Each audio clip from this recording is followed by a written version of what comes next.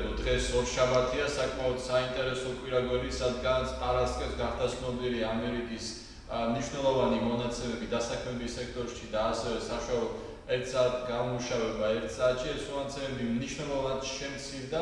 ამერიკაში ძალიან ცოტა ახალი სამსახური შეიქმნა და ამასთან ვინც დარჩა სამსახურში, მას ხელფასი შეუმცირეს. ეს რა თქმა უნდა საკმაოდ ნეგატიური ტენდენცია, ამ ტენდენციებზე და ამ ტენდენციების დეტალური ანალიზი მთელი კვირი შეგიძლიათ ნახოთ ჩვენი შაბათის ანალიტიკაში.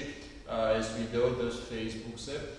დაახლოებით 9 საათის განმავლობაში მიმოვიხილეთ მთელი კვირის მიმდინარე მოვლენები და პროგნოზები, როგორც ტექნიკური, ასევე ფუნდამენტური ასპექტები. დღეს შედარებით პასიური დღეა, მხოლოდ აგეგმილია იაპონიის ცენტრალური ბანკის პრეზიდენტის კუროდას პრესკონფერენცია, ხოლო ამერიკაში და კანადაში არის დასვენების დღე, ბანკები არ მუშაობენ, აქედან გამომდინარე ამერიკულ სესიაზე შედარებით ნაკლები მოძრაობა იქნება, ძირითადად აქცენტი გავაკეთოთ ევროპულ სესიაზე, რაც შეეხება ტექნიკურ ანალიზს.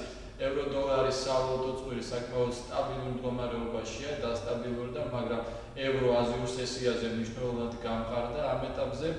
შეარჩიეთ ორი მნიშვნელოვანი ფასი 1.1189, 1.1169.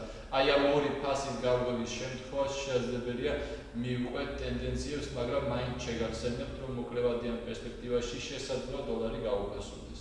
დღეისათვის სულ ეს რო გისურვებთ წარმატებულ ვაჭრობას, ხვალამდე.